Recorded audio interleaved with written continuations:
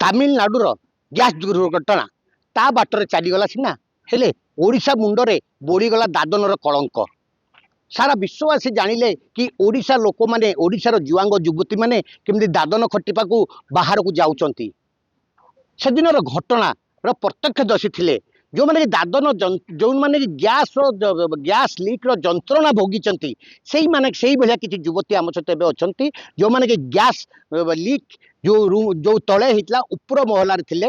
ଆସନ୍ତୁ ସେମାନେ କେମିତି ନିଜକୁ ବଞ୍ଚେଇ ପାରିଲେ। କିଛି ଯୁବତୀ କହୁଛନ୍ତି କି ସେମାନେ ନିଜର ବୁଦ୍ଧି ଖଟେଇ ପାଣି ଢାଳି, ବାଥରୁମ୍ରେ ପାଣି ଢାଳି ନିଜକୁ ବଞ୍ଚେଇଥିଲେ। ଏବଂ ଆସନ୍ତୁ ଯେଉଁ ଯନ୍ତ୍ରଣା ସେମାନେ ଭୋଗିଥିଲେ ସେମାନଙ୍କ ମୁହଁରୁ ଶୁଣିବା ତାଙ୍କ ଯନ୍ତ୍ରଣାର କାହାଣୀ। ଆମ ସହିତ ଏଠି ଅଛନ୍ତି ଜଣେ ଯୁବତୀ। ତମ ନାଁ କ'ଣ? ପଦ୍ମିନୀ ଅଧିକାରୀ। ସେଦିନ ତୁମେ ଯେଉଁ ଥିଲ ଘଟଣାସ୍ଥଳରେ କୋଉଠି ଥିଲ, କୋଉ ରୁମ୍ରେ ଥିଲ ଏବଂ ଘଟଣାରେ ଯେଉଁମାନେ ମୃତ୍ୟୁବରଣ କଲେ ସେମାନେ କୋଉ ରୁମ୍ରେ ଥିଲେ, ତୁମେ ନିଜକୁ କେମିତି ବଞ୍ଚେଇଲ ଟିକେ କହିବେ? ଆମେ ଉପର ରୁମ୍ରେ ଥିନୁ, ତ ଆମେ କ୍ୟାଣ୍ଟିନ୍କୁ ଫାଷ୍ଟ ଖାଇବା ପାଇଁ ଯାଇଥିନୁ। ତ ଆମେ ସେଇଠୁ ଆସି ସାରିଲା ପରେ ରୁମ୍ରେ ଥିନୁ, ତ କିଏ ମୋବାଇଲ ଦେଖୁଥିଲା, ତ କିଏ ବସିଥିଲା। ତ ଆମେ ଗ୍ୟାସ୍ ମାନେ ବାହାରେ ଏମିତି ସବୁ ହେଲାନି, ଆମେ କିଛି ଜାଣିନୁ ସେ ବିଷୟରେ। ତ ଗୋଟେ ଝିଅଟା ସେ ମାନେ ଦେଖିଲା, ଫାଷ୍ଟ ଦେଖି ସାରିଲା ପରେ ସେ ଆମ ରୁମ୍କୁ ଦୌଡ଼ି ଦୌଡ଼ି ଆସିଲା ବାନ୍ତି କରି କରି। ତ ଆମେ ପଚାରିନୁ ତାକୁ, ତ କ'ଣ ହେଲା କ'ଣ ପାଇଁ ବାନ୍ତି କରୁଛୁ, କ'ଣ ହେଇଛି? ତ ସେ କିଛି ବି କହିପାରିଲାନି। ତ ତାର ତ ତଣ୍ଟି ବସି ଯାଇଥିଲାନି, ତ କିଛି କହିପାରିଲାନି। ତ ଆମେ ନିଜେ ଯାଇକି ଦେଖିନୁ, ତ ଗ୍ୟାସ୍ ସବୁ ଏମିତି ହେଇସାରିଛିନି। ତ ଆମେ ବାହାରକୁ ବାହାରିବା ବହୁତ ଚେଷ୍ଟା କନୁ, ବାହାରକୁ ବାହାରିବା ଚେଷ୍ଟା କରି ସାରିଲା ପରେ ବି ଆମେ ବାହାରି ପାରୁନି। ତ ସେଇ ବାଥରୁମ୍ ଭିତରକୁ ଆମେ ଦୌଡ଼ିକି ପଳେଇନୁ। କ'ଣ ପାଇଁ ବାଥରୁମ୍ ଗଲ? କ'ଣ ପାଇଁ ଆମେ ଭାବିନୁ କି, ତ ଏଇଠି ତ ଆମେ ମାନେ ଗ୍ୟାସ୍ ତ ସବୁ ଭିତରକୁ ପଳେଇ ଆସିଲାନି। ତ ବହୁତ ସେଇଠି ମାନେ ଠିଆ ହେଇକି ବହୁତ ଅଣନିଶ୍ୱାସ ଲାଗିଲା, ବହୁତ କଷ୍ଟ ଲାଗିଲା। ତ ତଣ୍ଟି ବି ବସିଗଲା, ତ କେମିତି କେମିତି ଲାଗିଲା। ତ ଆମେ ଭାବିନୁ ଆଖି ତ ସବୁ ଦେହ ସାରା ସବୁ ଝଡ଼ିକି ମାନେ ବହୁତ ଝଡ଼ିକି ବହୁତ ଇଏ ହେଇଗଲା। ତ ଆମେ ଭାବିନୁ ବାଥରୁମ୍ ଭିତରକୁ ଯାଇକି ସେଇଠି ମୁହଁରେ ମାନେ ଚୁନରି ଫୁନରି ଯେମିତି ଘୋଡ଼େଇକି ପାଣି ଢାଳିନୁ ମୁଣ୍ଡ ଉପରୁ। ତ ସେଇଠି ବାଥରୁମ୍ ଭିତରେ ହିଁ ଥିନୁ। ତ ଆଉଥରେ ଭାବିନୁ ଆମେ ବାହାରକୁ ବାହାରିବା ପାଇଁ ଚେଷ୍ଟା କରିନୁ, ହେଲେ ବାହାରି ପାରିଲୁନି। ତ ସେଇ ବାଥରୁମ୍ ଭିତରକୁ ସେଇଠି ହିଁ ଥିନୁ ଆମେ। ତାପରେ ସେଇଠି ଥିନୁ ବହୁତ ଘଣ୍ଟା ଥିନୁ ସେଇଠି। ତ ଭାଇମାନେ ସମସ୍ତେ ଆସିଲେ। ତ ତଳ ରୁମ୍ ଛୁଆ ତାଙ୍କର ଅଲଗା ଥିଲେ, ସେଇଠି ତାଙ୍କ ରୁମ୍ରେ କେତେ ଜଣ ଥିଲେ ଆମେ ତ ଜାଣିନୁ। ଆମ ରୁମ୍ରେ ଆମେ 6 ଜଣ ଥିନୁ। ତ ତଳ ରୁମ୍ ସେମାନଙ୍କୁ ଆଗେ ବାହାର କରିସାରିକି ସେମାନଙ୍କୁ ହସ୍ପିଟାଲ ନେଇ ସାରିଥିଲେନି। ତ ଆମେ ଆଉ 6 ଜଣ ଥିନୁ। ଆମ ରୁମ୍କୁ ଦେଖିବା ପାଇଁ ଯାଇଥିଲେ ଭାଇମାନେ କେତେ ଜଣ। ଆଜ୍ଞା, ଆମର ଛେତା ନଥିଲା, କେତେ ଜଣଙ୍କର ଛେତା ଥିଲା, କେତେ ଜଣଙ୍କର ଛେତା ନଥିଲା। ତ ଭାଇମାନେ ଥିଲେ ଆମ ରୁମ୍କୁ କେତେ ଜଣ ଗଲେ, ତ ଖୋଜିଲେ, ତ ଆମକୁ ପାଇଲେନି। ତ ଆମେ ବାଥରୁମ୍ ଭିତରେ ଥିନୁ, ତ ଆମକୁ କେହି ପାଇଲେନି। ଆଉ ସବୁ ବାହାରକୁ ପଳେଇ ଆସିଲେ। ତ କହିଲେ ସେ ରୁମ୍ରେ ତ ସେଇ ଛୁଆ କାହିଁ ଏମିତି ପଳେଇ ଆସିଲୁ କହିଲେ। ତ ସେମାନେ କହିଲେ କି ରୁମ୍ରେ କାହାକୁ ଆମେ ପାଇନୁନି। ତ ପ୍ରକାଶ ଭାଇ ଜଣେ ଥିଲେ, ସେ ଶାଗତଳାର, ସେ ଭାଇ ଭାବିଲେ କି ଆମକୁ କେତେ ଜଣଙ୍କୁ ଚିହ୍ନିଥିଲେ। ତ ସେମାନେ ଭାବିଲେ ସେ ଭଉଣୀ ଗୁଡ଼ା କାହିଁ ଦେଖାଯାଉନାହାନ୍ତି। ତ ମୁଁ ଯାଏ ଥରେ ଦେଖେ ସେ ରୁମ୍କୁ ଭାବିଲେ। ତ ଯାଇକି ଦେଖିଲେ, ଖୋଜିଲେ, ପାଟି କଲେ ଏଠି କିଏ ଅଛ? ତ ଆମର କେତେ ଜଣଙ୍କର ଛେତା ଥିଲା। ତ ଆମେ ପାଟି କଲୁ ଆମେ ବାଥରୁମ୍ ଭିତରେ ଅଛୁ। ତ ଭାଇ ଜଣେ ସେଠି ଆମକୁ ତ 6 ଜଣଙ୍କୁ ଏକୁଟିଆ ସେମାନେ ନେଇପାରିଲେନି। ତ ଆଉ ଜଣକୁ ଭାଇକୁ ଡାକିକି ଆଣିଲେ, 2 ଜଣ ମିଶିକି ବାହାରକୁ ନେଇକି ଆସିଲେ। ତାପରେ ବାହାରକୁ ନେଇ ସାରିଲା ପରେ ସେତେବେଳେ ଟିକେ ଆମେ ଚେତା ଥିନୁ। ତ ମୁଣ୍ଡରେ ପାଣି ଢାଳି ସାରିଲା ପରେ ପାଣି ଟିକେ ପିଇଲେ। ତ ତାପରେ ମେଡିକାଲ ନେଲେ। ଆମର କ'ଣ ହେଲା କେମିତି ହେଲା ଆମେ ଜାଣିନୁ, ଆମର ଛେତା ନଥିଲା। କେତେ ଦିନ ରହିଲ ମେଡିକାଲରେ? ମେଡିକାଲରେ ରହିନୁ ସେଇ 10, 11, 12 ଦିନ ହବ। ନିହାତି ଏବେ ଏଇ ଯେଉଁ ଯୁବତୀ ସେ ବଖାଣୁଥିଲେ କି ସେଦିନର ଘଟଣା କେତେ କଷ୍ଟଦାୟକ ଥିଲା, କେତେ ଯନ୍ତ୍ରଣାଦାୟକ ଥିଲା। ଦେହ ହାତ ଜଳି ପୋଡ଼ି ଯାଉଥିଲା, ଆଖି ଜଳି ପୋଡ଼ି ଯାଉଥିଲା ଏବଂ କହିବାକୁ ଗଲେ ସମ୍ଭାବ୍ୟ ମୃତ୍ୟୁ ମୁଖରୁ ସେମାନେ ବଞ୍ଚିକି ଆସିଛନ୍ତି। ଆଉ ଜଣେ ଅଛନ୍ତି ଆମ ସହିତ ଯୁବତୀ, ତାଙ୍କୁ ପଚାରେ ତମ ନାଁ କ'ଣ? ଅଞ୍ଜଳି ଅଧିକାରୀ। ଆରେ ସେଦିନର ଘଟଣା କେମିତି ତମର ଅନୁଭୂତି ଥିଲା? କ'ଣ ତମେ ମାନେ କେମିତି ତୁମେ କୋଉଠି ଥିଲ? କେମିତି ମାନେ ତମକୁ କିଏ ଉଦ୍ଧାର କଲା? ଆମେ ତ ସମସ୍ତେ ବାଥରୁମ୍ରେ ଥିନୁ, କେମିତି ସେଇଟା ଆମେ ଜାଣିପାରିଲୁନି।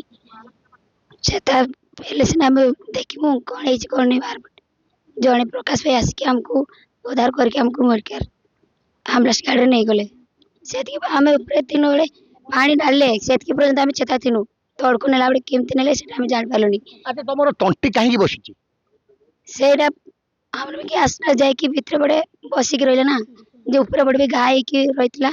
ଯେତେ ପାଟି କଲେ ବି ପାଟି ଯାକ ସବୁ ଘା ହେଇଥିଲା। ଆଜ୍ଞା, ଏ ସବୁ ଘା ହେଇଥିଲା। ମଲମ ଲଗେଇକି ସେମିତି ଯେତେ ମେଡିସିନ ଖାଇଲେ ବି ଆଉ ତଣ୍ଟି ବସି ଯାଉଛି।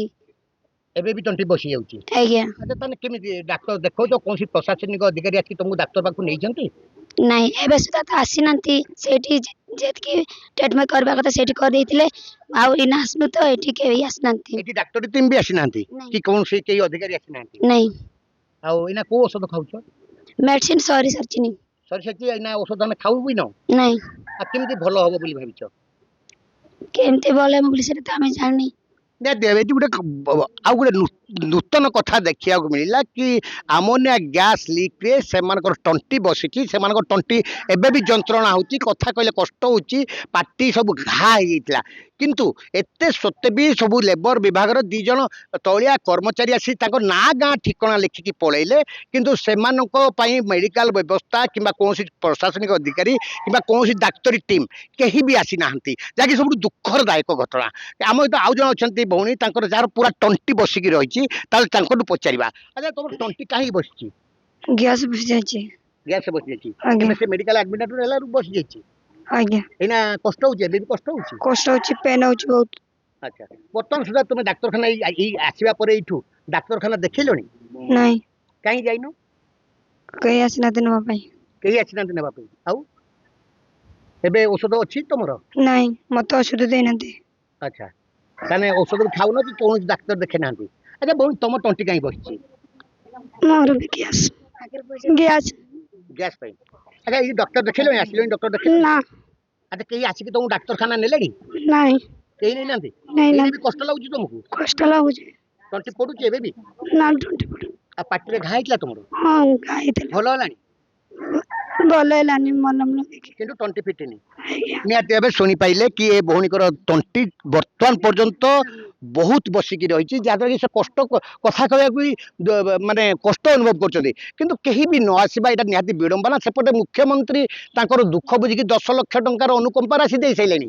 ମୁଖ୍ୟମନ୍ତ୍ରୀ କହୁଛନ୍ତି ଏପରି ଘଟଣା ଆଉ ହବନି ମୁଖ୍ୟମନ୍ତ୍ରୀ କହୁଛନ୍ତି ସେମାନଙ୍କର ସମସ୍ତ କେୟାର ନିଆଯିବ କିନ୍ତୁ ସବୁଠୁ ବିଡ଼ମ୍ବନାର ବିଷୟ ହେଲା ସେମାନେ ଫେରିବା ଗାଁକୁ ଫେରିବା ପରଠାରୁ କେବଳ 2 ଜଣ ତଳିଆ କର୍ମଚାରୀ ଶ୍ରମ ବିଭାଗରେ ଛାଡ଼ିଦେଲେ କୌଣସି ବଡ଼ ବଡ଼ିଆ ପ୍ରଶାସନିକ ଅଧିକାରୀ ସେ ଜିଲ୍ଲାପାଳ ହୁଅନ୍ତୁ ଉପଜିଲ୍ଲାପାଳ ହୁଅନ୍ତୁ କିମ୍ବା ଆଇଟିଡିଏ ଯେଉଁ ଅଛି ଏମାନଙ୍କର ଉନ୍ନତି ପାଇଁ ଆଇଟିଡିଏ ଅଧିକାରୀ ହୁଅନ୍ତୁ କିମ୍ବା ଜୁଆଙ୍ଗ ଡେଭଲପମେଣ୍ଟ କମିଟି ଯେଉଁ ଅଛି ଜୁଆଙ୍ଗ ଡେଭଲପମେଣ୍ଟ କମିଟି ହୁଅନ୍ତୁ କେହି ଏ ଗାଁକୁ ପାଦ ପକାଇ ନାହାନ୍ତି କି ଲେବର କମିଶନର କେହି ପକାଇ ନାହାନ୍ତି ଏପରିକି ସେମାନେ ଏବେ ବି ଅସୁସ୍ଥ ଅଛନ୍ତି କିନ୍ତୁ ତାଙ୍କୁ ଟ୍ରିଟମେଣ୍ଟ କରିବା ପାଇଁ କୌଣସି ମେଡିକାଲ ଟିମ୍ ଆସିନାହିଁ ଯାହାକି ଅତି ବିଡ଼ମ୍ବନାର ବିଷୟ କିନ୍ତୁ ଏଇଠି ଆମ ସହିତ ଆଉ ଜଣେ ଅଛନ୍ତି ଜଣେ ଭାଗ୍ୟବାନ ଯୁବତୀ ଅଛନ୍ତି ତାଙ୍କ ସହିତ କଥା ହେବା ଆଚ୍ଛା ଭଉଣୀ ତମ ନାଁ କଣ ପ୍ରତିଭା ଅଧିକାରୀ ଆଚ୍ଛା ତୁମେ ଉପର ତଳ ରୁମ୍ ଯୋଉ ରହୁଥିଲେ ଆଜ୍ଞା ତୁମେ କୋଉ ରୁମ୍ରେ ରହୁଥିଲ ତଳ ରୁମ୍ରେ ରହୁଥିଲେ ଆଜ୍ଞା ତମେ ତଳ ରୁମ୍ରେ କେତେ ଜଣ ରହୁଥିଲ ମୁଁ ଜାଣିନି ଆଜ୍ଞା ନାଇଁ, ବହୁତ ଜଣ ଥିଲେ ହଁ ସେଥି ଭିତରୁ କେତେ ଜଣ ମୃତ୍ୟୁବରଣ କଲେ ତ ଆଜ୍ଞା ମୁଁ କହିପାରିବି ନାହିଁ 14 ଜଣ କହୁଥିଲେ